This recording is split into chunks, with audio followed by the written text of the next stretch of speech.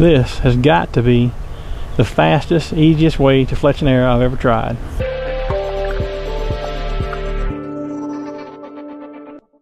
Hey, thanks for joining us today on Archery Universe. Today we're going to do another product review.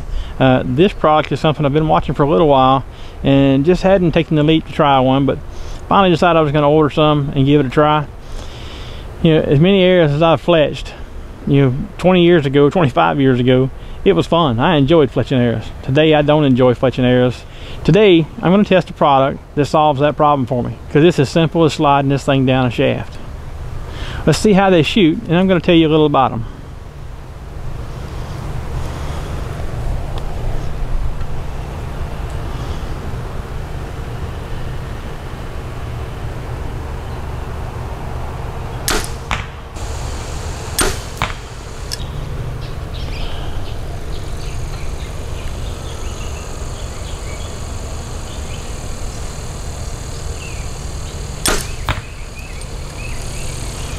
Alright, let's go pull those and see how they look. What I've done now is I've screwed a broadhead on here, and honestly I'm not even sure. I think this is old satellite, but I could be wrong. Been around a long time. What I do know is it spins nice and straight, right? So I know the broadhead's straight, I know the arrows are flying good, I know my field points are hitting the dot. So I'm going to shoot this thing a few times with this 100 grain 3-blade broadhead, see how it flies, and then we're going to talk about the Zingers and exactly what they are.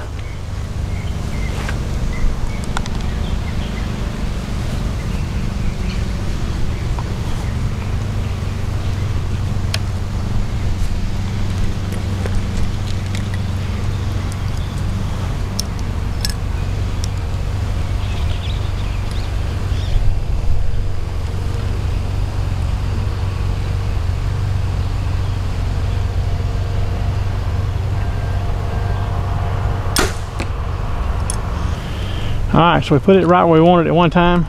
Let's see if I can do it again.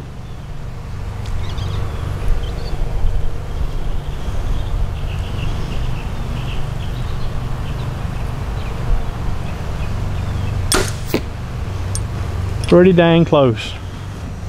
2 shots in a row just outside the 12 ring at 30 yards with a broadhead. I think I'll take that and run with it. So what the heck is a Zinger, you might ask? Well, a Zinger is a much simpler way for somebody to fletch an arrow. If you don't have a fletching jig, you don't need one to fletch an arrow with a Zinger. When I seen these, I thought, I'm not sure I'll try those because I'm not sure I trust them, but it sure would save a lot of time. After watching some other people shoot them and finally deciding, okay, I'm gonna give them a test drive. Well, here I am today. So I shot these from 10 yards out to 70 yards now, and when I first got them, I also was trying a new arrow, Carbon Express Mayhem, and I realized, I wasn't really giving these a fair chance, or I wasn't giving them an accurate test or comparison to vanes. So I took 3 of these and fletched them with a AAE 260 hybrid vane, and I shot them out to about 60 yards with those, and honestly there was so little difference in impact I couldn't even tell it. At 40 yards they were shooting the same group. Just an interesting note for me, I had to slide these a little further down the shaft than what I shoot my normal vanes because they're square in the back. They don't have that parabolic turn in the back, and I found them hitting my beard. So I slid them just a little further down the shaft, and I found that worked pretty good. Couple things, are they durable? Yeah, they're durable. If you look, man, you can spin them around, you can twist them however you want, they go right back to shape. They've got a really good memory to them.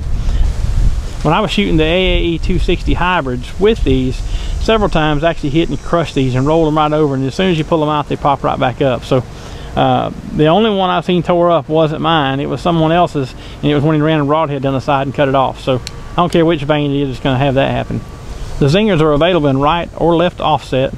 They're available in a 1 degree, 3 degree, or 6 degree offset. Now why would you need those different offsets? You might need those depending on the broadhead you're shooting. If you're shooting an 1.5 inch cut in diameter, like an iron well wide or something like that, you're probably going to want to consider that 6 degree offset as well. My concern with a 6 degree offset is it may make a little noise. Don't have any of them to try. Personally, I shoot expandables, and so I knew the 3 degree offset would be plenty for what I'm doing.